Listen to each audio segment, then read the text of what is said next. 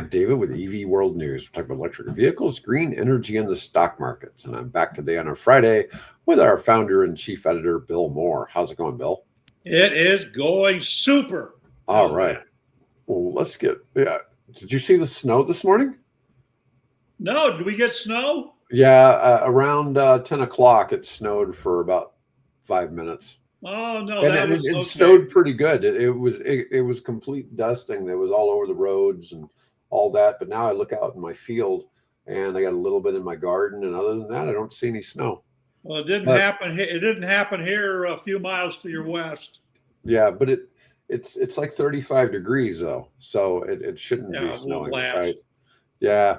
Anyways, all right. Our opening story: Tesla full self-driving under federal investigation, but gets a 5-week extension. Tesla's been granted a 5-week extension to respond to an investigation into FSD causing thousands of traffic violations. Yeah, so regulators examining whether Tesla vehicles violated traffic laws while FSD was engaged. I wonder what they were violating. You just never know, right? Driving through crime scenes, Well, yeah. Coasting at 55 miles an hour through a 35 mile an hour construction zone or something. Yeah. It's funny. I play tennis, and there's basic rules for tennis, right? But there's actually rules for things that I've never seen actually happen in my lifetime on a court. Okay, like it's perfectly legal if the ball lands on your side, and the ball and then the wind carries it back across the net, you're allowed to run around the net as long as you don't touch the net to hit the ball. Okay, but you have to get it before it bounces twice. Oh, now wait. Oh, you're playing tennis with one hell of a headwind? Yeah. So say somebody mishits a ball, it bounces near the net, and the wind carries it back to the side that the person hit it. You're allowed to legally reach over the net and hit the ball before it bounces twice, as long as you don't touch the net. Well, one time in the pros, I saw on TV, once ever, somebody actually ran around the net and got the ball before it bounced twice and hit the ball for a winner. I've only ever seen it once. I've never seen it, but there's a rule for that. Okay. Well, this game of tennis has been since the French Revolution, if not before? Something like that. Yeah. It's been around for a few hundred years. The rules have changed a little bit from time to time, but I'm just saying that, when it comes to motor vehicles, every state has different laws, and some of the stuff gets a little squirrely. And so the thing is, as FSD is learning, there's all these situations which almost never happen. They're improbable, but not impossible. But happen. Yeah. And so I doubt it's like a situation where they're blowing stop signs or anything like that. But there's obviously situations where they're committing violations of some sort. And I don't know if this isn't technically, I guess, breaking the law, but maybe it is. I saw a thing where somebody was driving, and I don't know if it was a Tesla or not, that the thing stopped in the middle of a railroad track. Oh God! With an approaching train. And they had to jump out of the thing before. I didn't follow up on because I got a lot of other stories to cover, but okay, that would be problematic. Yeah, it sure would. Yeah, you don't want to get hit by a train. That's bad juju right there.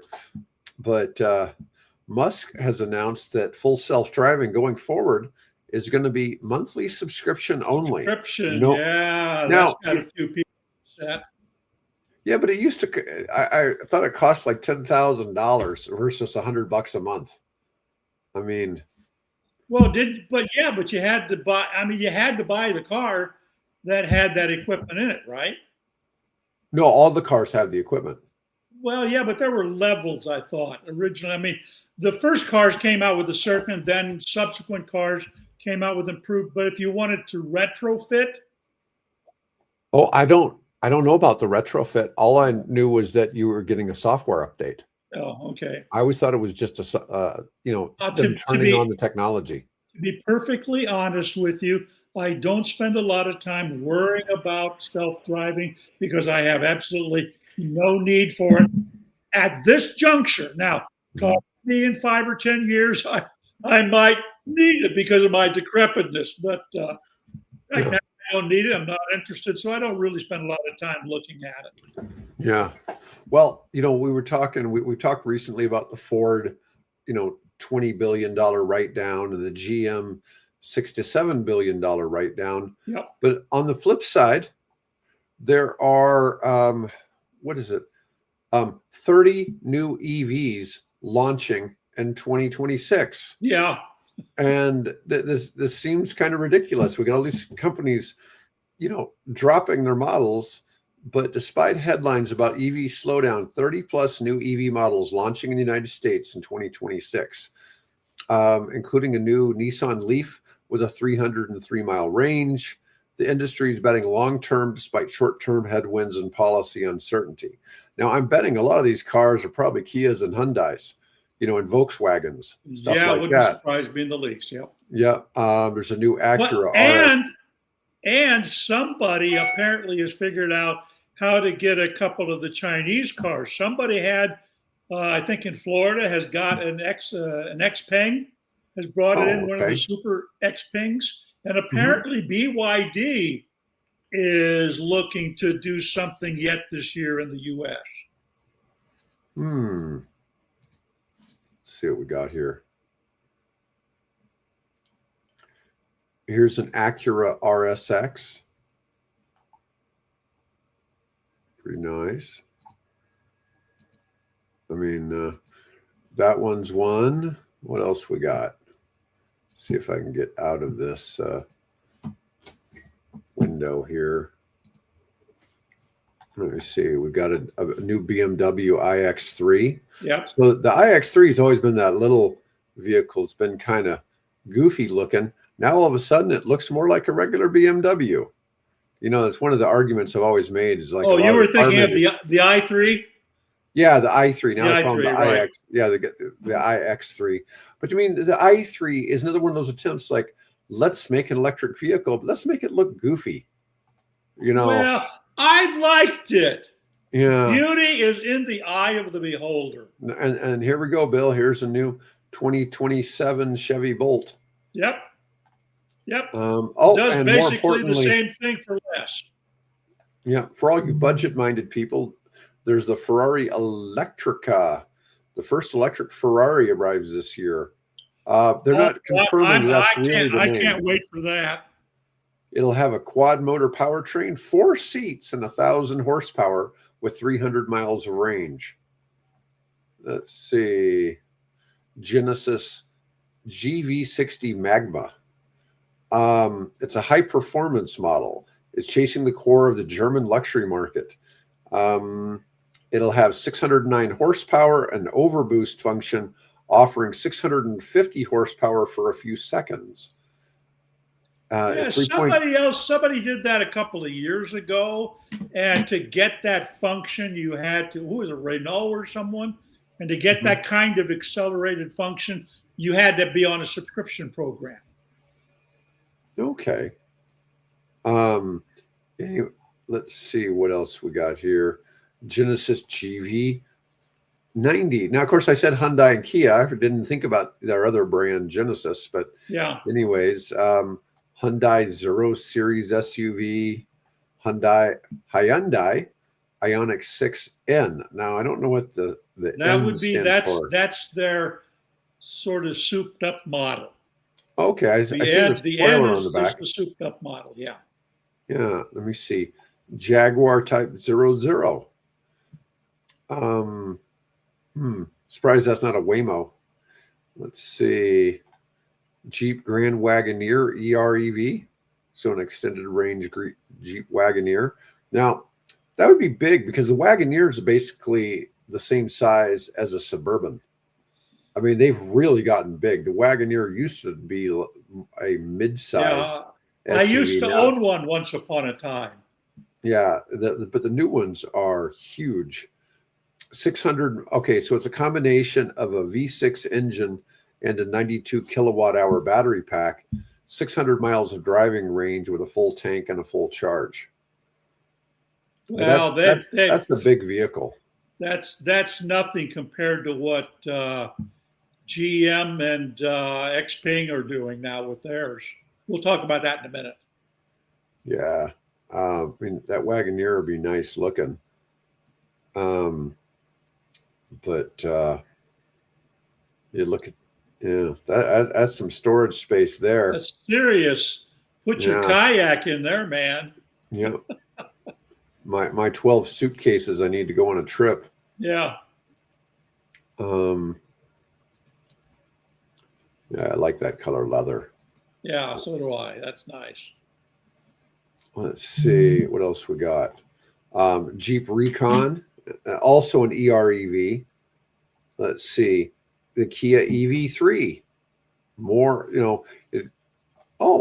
Land Rover, Range Rover EV. I heard they had a huge amount of pre-orders for this, like something like 100,000 pre-orders.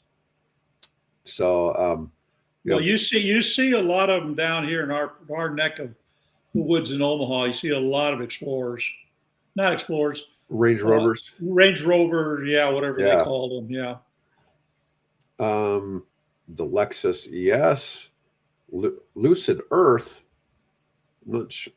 So you got gravity, you've got air, gravity, and now Earth, huh? Next we'll wait. That's got to be. Is that the one that they're talking about? That's going to be like in the 50K range, I think. Yeah, 48,000. Yeah. Yeah. Oh, Mercedes AMG EV. Oh yeah, that's what we need right there. Top speed of 223 miles per hour. There was an article that got posted here of all the electric vehicles that will do better than 200 miles an hour.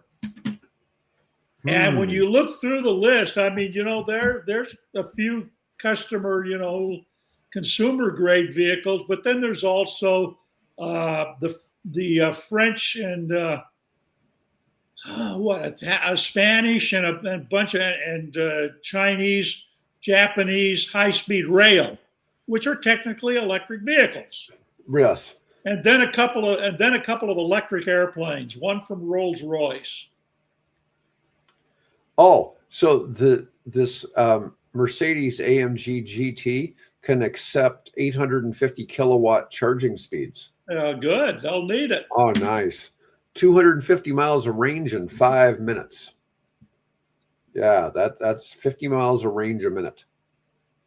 That's pretty good. That's down to Kansas City and back.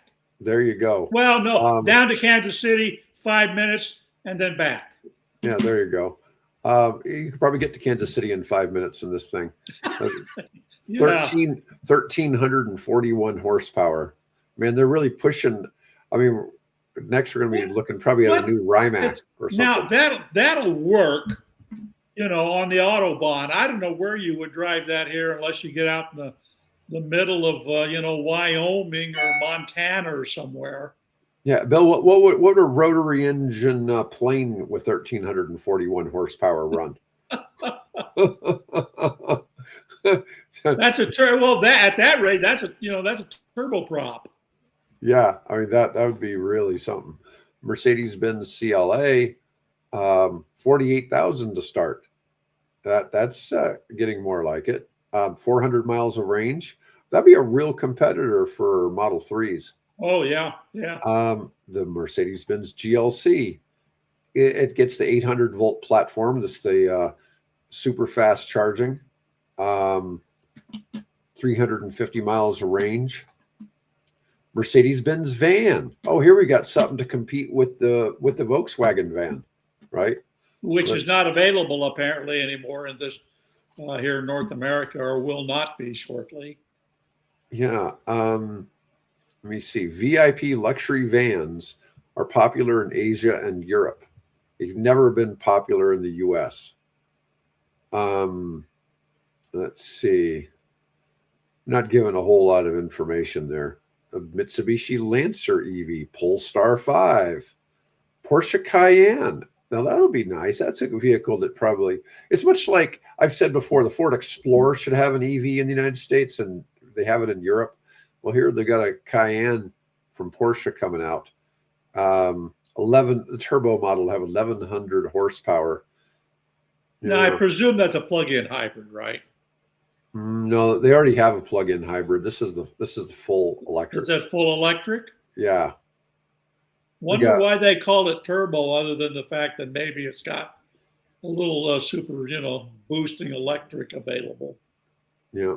We're back to the Ram REV, which I thought had been shelved.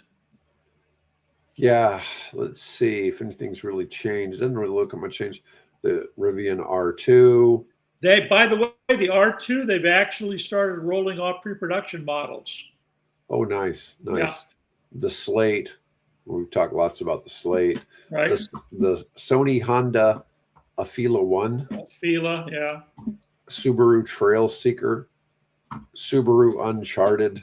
And these are all electric drive vehicles, folks. Yep. Amazing. Yeah. These are all 2026 new models. You know what we haven't seen going on the list? We haven't seen a single Ford or GM, right? So far. Well, yes, you have. You've seen the Bolt.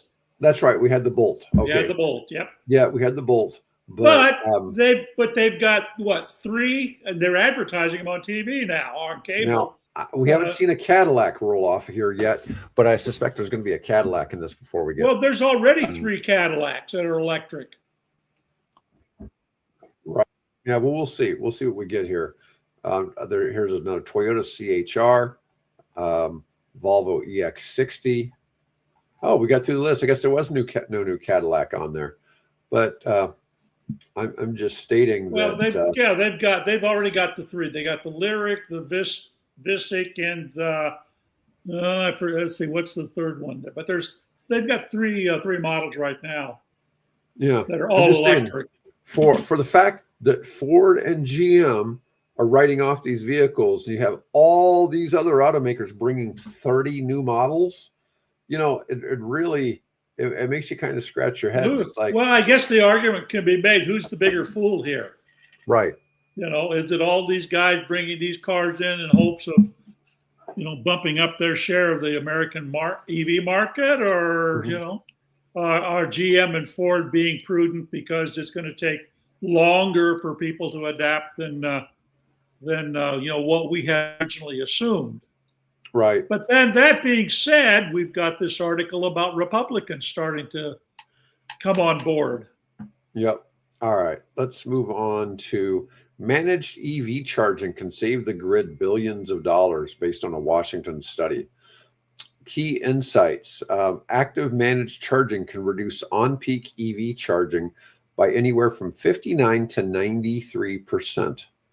That's a pretty big change. Now, of course, a lot of that is just saying, hey, we're not going to charge cars between 5 p.m. and 9 p.m., right? Yeah, exactly. That's what it's all about. Yeah. Well, that and the ability to do vehicle to grid. So you can actually occasionally tap into whatever, power that the owner has decided they'll share with the grid. Yeah, during that peak time in the evening. Right. Yep. Yeah.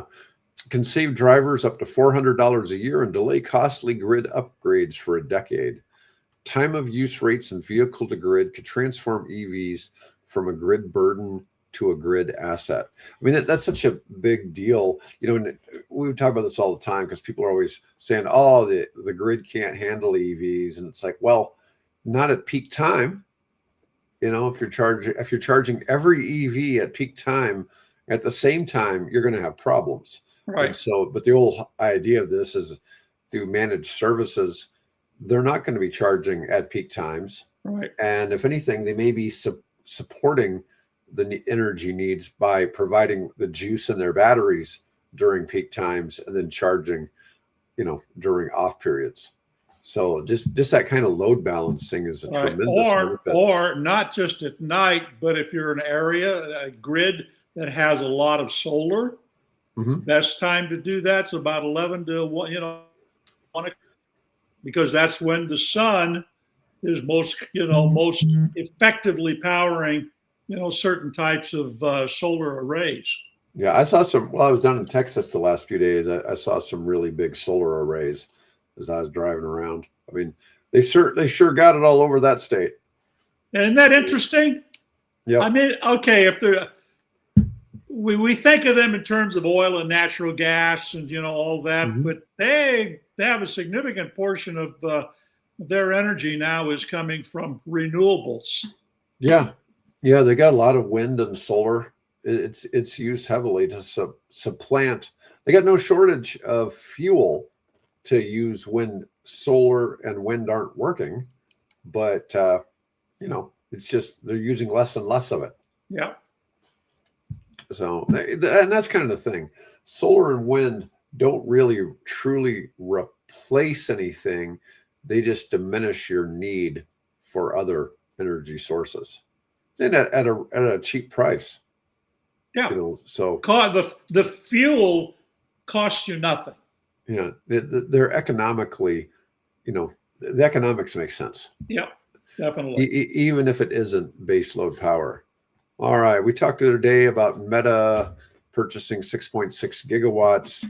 Meta also, interestingly, purchased Manus AI.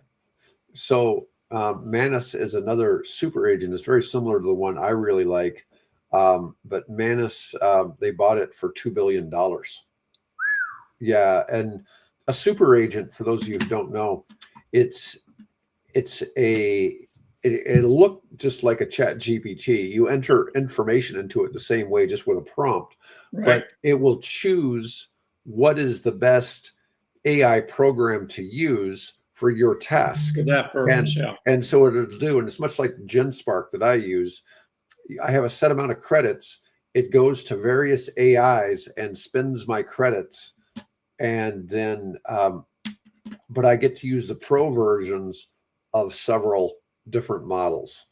And I like spending money on AI subscriptions. So I have Gemini, Perplexity, and GenSpark. So I've got them all, but GenSpark definitely is the one, in my mind, the one to rule them all. But Manus and GenSpark are very similar. Oh. And Meta bought that one. I wouldn't be surprised to see somebody scoop up GenSpark in a similar fashion at some point. All right, we talked about Rivian stock being up 31% in the past 3 months, but now today it's at $16.75. Weren't we at $22 a few days ago, Bill? Yes, and that's when I sold. Nice, good for you, Bill. Good for you. I'm proud of you. I have made money on 2 stocks in my life. Mm-hmm. One of them was a fuel cell company just after it went public, and the other was Rivian. Did you make money on Nikola? Did you make money on Nikola? No, I have never done much. I did not invest in Nikola. Okay, just making sure you didn't leave everybody else holding the bag there, Bill. Nope. Okay, just make sure you weren't our pump and dumper here. No. In the green hydrogen space. Let's see, but Rivian hitting highs, Lucid hitting lows, but we've talked about those things. The U.S. has hit a major milestone in DC charging. We now have 10,000 charging stalls at 350 kilowatts or more now operating. Pretty dang good. Yeah, it's not 800, but it's pretty darn good. Yeah, well, that's just 350 kilowatt plus. There's still lots of the 175, 180s. Oh, yeah. Lots of those. NACS connectors are now 48% of all fast chargers. CCS1 is now only 40%. Even though CCS1 now let's just in case some people aren't familiar with what we're talking about, the NACS is the standard that Tesla developed, the North American charging standard, right? And the CSS is the common, I forget exactly the acronym stands for, but basically it's what we started with until it's kind of like Sony versus Beta, right? Yeah. Sony came out first, but it got supplanted by Beta. So kind of like that. So now we're starting to see this transition taking place between these two plug types. Now this is just in the U.S. This is just in the U.S. So just in the U.S. Oh yeah, there's other plug types overseas. Okay, right. So NACS is 48%, CCS1 is 40%. That only totals 88. Okay, I can't imagine that CHAdeMO is the other 12. There must be some others in there somewhere that I don't know about. Okay, that's charging standard, so it's not level 1, level 2 difference. These are all DC. These are all DC chargers, level 3 chargers or superchargers, as people, those names can all be sort of interchangeable, but technically a DC charger means it's a level 3, which is your fast chargers. The ones you have at home are a faster charger, but they're level 2. They're about 1/10 the speed of a fast charger. You're going from a garden hose to a fire hose is basically what you're talking about. Yeah, and a level 1 charger just pissing into the car. That's a drip irrigation.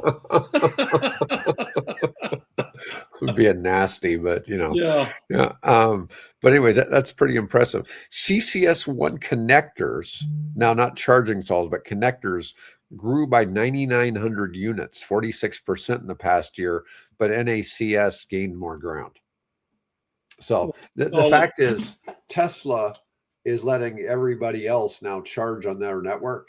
And I think ultimately they will be the one ring to rule them all. So probably, although it'll take, it's expensive charging, putting chargers in. Right now, what we're talking about doing is people are just buying adapters. Right. To go from one to the other. So. Right. No, I get that. Let me see. New York's Governor Hochul announces 4 gigawatt nuclear push. Let's see. This is in New York State. Yes, New York State. Hochul is proposing 4 gigawatts of new nuclear energy for the New York grid, part of a broader plan to curb energy bills while cleaning up the grid. Yeah, let's not rely on that damn hydroelectric from Canada. Yeah. You never know what those doggone Canadians might do, eh? Yeah. Well, it's like I said before, when the Canadians were threatening to raise the price of electricity by 25% to the U.S., people were talking about it was going to raise their electric bills by $100 a month, when I was just saying, hey, these people are just bad at math, because they were taking, if you had a $400 monthly electric bill, it was going to raise it by $100 and make it $500. But the truth is, if you're a retail customer, you're paying 25 cents a kilowatt hour, but the Canadians were going to raise the price from 4 cents to 5 cents. So your 25 cents was going to probably go to 26 cents. Right. And so you were going to go from 400 to 416. Okay. So it wasn't exactly the math. It's taken me a long time, Bill, to learn energy math. I may not be that smart, but having you and Mike around has helped me become a little smarter.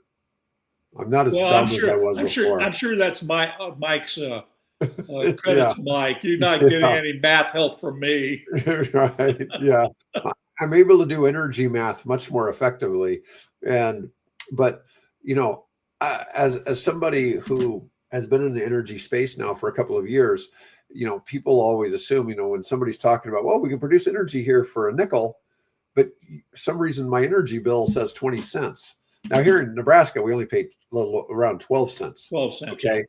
And so it's a little more competitive, but in a lot of our cases, our energy is made closer to where we use it. For instance, we got a nice coal-fired power plant right here in Omaha, right in the middle of town. And an even bigger one across the river. Now, I don't know whether our grid connects to that or not, because that's actually a part of a different grid pool. But so we've got that, and of course then we have a nuclear power plant, which I guess is still online down at Cooper. Right, that one's still going. Yeah, but we conveniently have these big coal-fired power plants right in town, polluting all the air. But we have, So the power is being generated close to where it's used. Okay. If we move the coal-fired power plants a couple hundred miles out into the country where it wasn't, part of our air, then our energy costs probably go up a nickel. Yeah. Yeah, and because of transmission costs. And that's what you deal with up there. I mean, you're transporting energy from Canada to power a whole bunch of states in the Northeast. And so they're buying cheap energy that's hydroelectric from Quebec, where they have plentiful hydropower. But you got to go over lots of wilderness, and mountains and lakes and things like that. So yeah, it's all those cables and towers between the hydro plant up in Quebec and New York City, or various of the communities there in Hartford and so on. Yeah. Since most of your energy companies are monopolies, they're generally required not to exceed 10% net profit. So that generally means if you're paying 25 cents, that only 2.5 cents of that is profit to the owners of the utility. And the rest of it's maintenance and all the other. Now, the CEO of that power company, what is it? So the Berkshire Hathaway Energy CEO is now the CEO of Berkshire Hathaway. I don't know what his salary was as that, but he's replacing Warren Buffett, and his salary is going from Warren's $100,000 a year to $25 million. So they bumped up the salary for the CEO of Berkshire Hathaway from $100,000 to $25 million. He was only making $100,000. No. Warren was only making $100,000. Warren Buffett's salary was only $100,000. Well, that I can understand. That was really just his McDonald's allowance. Yeah. Okay. Oh, I actually have a blizzard going. Oh, is it here. Really? Yeah. Let me see if I can. That's amazing. It's doing nothing here, and we're 5 miles apart? Yeah. Well, here's the funny thing. I have a hard time making my camera adjust. Yeah. All we're seeing is glare at the moment. That's because all it is white snow out there. Huh. Hey, see, folks, we're only about 3, 4, 5 miles apart from each other. He's to the east, and I'm west of him. Here in the Arctic Circle. No. We're in the Arctic Circle, yeah. Yeah. Well, it's going to feel that way tonight. Wow, or tomorrow. Oh, is it going to be bad? 50 mile an hour winds and 14 degrees maximum temperature Saturday. I might have to wear sweatpants when I go out. Yeah, you might. Yeah. Anyways, yeah, we'll move on. But I thought that was kind of interesting. Hopefully people enjoy when I explain energy math, because it is, it is something that's quite enlightening. I mean, getting to understand the difference, or how people will express 1,000 megawatts versus just saying a gigawatt, and it's just funny. The one that I find really fascinating is when we eat calories, technically it's a kilocalorie, right? Right. Yeah. So each, we're really eating 1,000 times as many calories as we think. If you're eating 2,000 calories a day, you're actually eating 2,000 kilocalories a day. Right. Yeah. So it's more like 2 million of something. Yeah. It just, so if you started expressing it like that, people would eat less, wouldn't you? You'd think, maybe. All right. Maybe not. Maybe there's too many people bad at math, so they'd still be fat. So it wouldn't help them out. Anyways. All right. Republicans warming up to EVs. The partisan divide is shrinking. New study shows partisan EV divide is slowly closing over the past 3 years. Lower prices, better charging, and U.S. manufacturing are driving Republican acceptance. And one of the things, especially like we were showing all those new cars from Hyundai, they're all probably being made here in the United States, or a very large part of that. Mm-hmm. Yep. And it's really funny what, most cars sold in the U.S. are actually made here. It's just they're not made by, they're not always made by Ford and GM. And it's always Chrysler, or Chrysler. Yeah. And people don't always realize that the most valuable car company in America is Tesla, and Tesla's an American brand. It's confusing to people. Well, and that that part of that confusion can also be the fact that you've got their biggest market for Tesla is China. So they've set up a plant in Shanghai. And then they wanted to do something in Europe, which makes sense. So they built a gigafactory in outside of Berlin.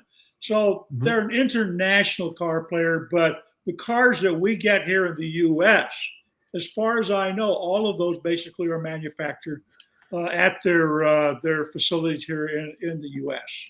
Now there's an American-made car for you right there, a Tesla Cybertruck. Hey, I had fun with that. That's an AI generated graphic. No, I know, but still, that's a good-looking wrap idea, though. Well, somebody has that, and as I was kind of scrolling for ideas, I said, "Oh crap! Somebody's put a flag on the Cybertruck. That's a cool idea." I said, I told AI, create a Cybertruck with a flag wrap on it, and then put the Republican logo behind it on a wall. And there's a result. So back in the 90s, I owned a company called Federal Security Corporation. It was a private security contractor that was based in Tennessee. And I sold that in the 90s as well. But one of the draws to our company was Millington, Tennessee Police Department. It was called the Flag City. And they got a wrap. And it was one of the first times I'd ever seen wraps. So the whole car wrap concept was kind of new back then. But they'd had American flag graphics. And I saw that, and we adapted the flag graphics as well. We weren't in Millington, but they were like 10 miles outside of our territory. Okay. But we adopted that. And I used to get so many compliments from people because they'd see our vehicles riding around. And it was such a good looking wrap, but it was very similar to this. Except we didn't have the deep blue, but we had, it was definitely American flag graphics, and it got a lot of attention. It was really a good look for private security vehicles. But anyways, yeah, but while many still cling to V8s, resistance has eased over the past 3 years. The shift suggests EVs are becoming less of a culture war symbol and more of a practical choice. Good news for an industry needing broader support. Now, while I was in Texas for the last few days, everywhere I went, I was either being picked up and ran around in a Suburban or a Tahoe or the GM equivalent. Yeah. So I was being around, but a lot of times there were more than just two of us in the vehicle. So a lot of times there was anywhere from 4 to 6 of us in the vehicle. Well, which makes sense. Yeah, if you got a large party, yeah. Yeah, but constantly running around with people, and it was just interesting because everywhere we went, there was lots. It was dominated by Tahoes and Suburbans, just kind of everywhere. But it's Texas. Everything's big, right? Everything's bigger in Texas. Well. Alaska dwarfs it, but I won't. Yeah, I get that. Oh man, it's really coming down. My poor dogs are going to be looking at me wanting to go for a walk. I'm not feeling like walking in this. Yeah, it's happening here right now too. So it finally showed up over here. It looks like you turn the snow globe. You shake the snow globe and turn it upside down. Yeah, that's what it looks like right now going on. Anyways, friendly weather report for Omaha, Nebraska, folks. Yeah, there you go. All right. Now, we talked a little bit the other day about Verge's Pro motorcycle using solid state batteries, expecting the costs to reach parity with lithium ion by the early 2030s. Now, the funny thing about that is the solid state lithium batteries hope to reach parity with lithium ion, we'll probably see other technologies replacing the lithium ion batteries, but who knows? It's really hard to say what's going to go on in that space. Well, there's storage already. Apparently, there's another Chinese company has introduced yet another one of their models, electric models, that is going to be using the solid state battery. Mm-hmm. So we're seeing that's at least 2 now that are rolling out full-size cars, not just like this Finnish company Verge that's using a battery that for their motorcycle. Well, and usually the Chinese car companies are on the cutting edge, right? And so we're probably this is gonna blow you away or irritate you or whatever. But General Motors, Buick division, the Buick China or SIAC partnership, they actually now have built and are making available a plug-in hybrid with 1,000, in fact, I think it was 1,012 miles of range on a full charge and full tank of gasoline because they've got a little, Mm-hmm. generator in it. So you got GM offering in China plug-in hybrid with 1,000 miles range, and in addition to that, the company Xpeng is also now offering a similar vehicle. So That's I don't see, you can't have any worries about range anxiety because you can drive further. How long does it take to drive 1,000 miles? 15 take hours. a long time. But the idea is that you could drive somewhere 7-8 hours and drive all the way back. Yeah. Without having to worry about. Case in point, the case in point they gave was, what's that translate into? You could drive literally from New York to Chicago and back, and never have to stop and refuel. Right. But it's kind of frustrating because I can't even think of a current GM plug-in hybrid. They may exist. Well, they did. It was the Volt. They did. The Volt was right. The Volt. But currently, and that Cadillac. Remember the Cadillac? Yeah. But that ended in like 20. That was 2015, I think. 2014 to 16 or something like that. Yeah, and I'm not saying they haven't done it. It's just that a lot of times some of these things have been premature, and now all of a sudden, people say there's a big market for plug-in hybrids, but there aren't really a lot of plug-in hybrid options, right? And not a lot at this point. Not few, but when I go to the gym in the morning, I notice a lot of plug-in hybrids. Not so many just pure EVs, but there's oddly a lot of plug-in hybrids at the gym I go to in the mornings. And I notice them driving around silently, in the the usual electric vehicle noise you hear when they back up. It sounds like the spaceship or whatever sound. And it's like, well, that's not but it's like, that looks like a gas car. And then I realize that they're plug-ins. For the average person, I'd say that probably makes a whole lot of sense. If you're uncomfortable with the notion of going all electric, or you don't have access to immediate access to charging in a garage or something like that, you get to drive, typically they're between 30 and 50 miles of EV range. That's what most people drive in a day. Yeah, there's so many vehicles I look at. It's like, why don't they offer a plug-in hybrid in that or something? It makes no sense. But we're getting there. Yeah, I get it. And you and I both know you're probably just as well just making the switch just to electric. But a lot of people, they really need that baby step. And definitely. Well, again, look how long I went publishing EV World from 1998. I did not buy my first fully electric vehicle until 2019. All the other times I was running on a hybrid, either a Honda hybrid or a Toyota hybrid. Yeah, well, it makes sense because that was what was really available and serviceable here in this market. Yep. Yeah. Anyways, let me see. Do I have anything else? Oh, we didn't talk about the German study, did we? No, we should talk about that before we break off. Yeah, so a new German study finds combustion engines use 6 times more energy than EVs. The claim about highly efficient combustion engines are misleading. Thermal engines are bound by physics to waste most of their energy as heat, while electric motors convert power far more effectively. His analysis shows that gasoline cars can use up to 6 times more energy than EVs to travel the same distance, challenging political efforts to delay Europe's 2035 phase out of combustion vehicles. We talked about the 6x cost difference plenty of times, right? Well, actually, it's really only 3x cost difference if you're charging at home versus filling up gas at a gas station. Yeah, if you have to go off and use a public charger, it will cost you more than doing it at home, right? It just does. Yes.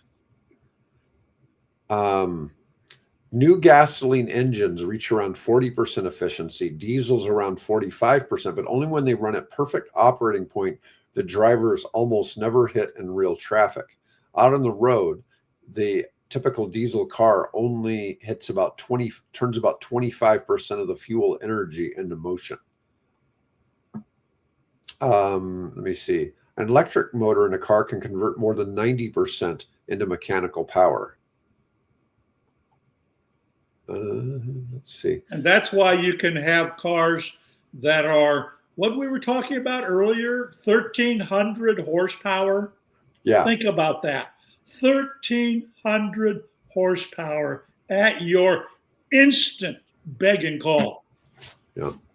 Anyways, all right. Well, that's all I've got for today. That'll work. Yeah. Bill and I will be back on Tuesday. And I should. I will probably not be able to do the following Friday. Okay. So I've got a event here that I'm helping out on, so I'm going to be doing that on Friday. So. All right. Well, I'll get something worked out for that. Anyways, all right, everybody. Have a great day. Thanks so much for tuning in.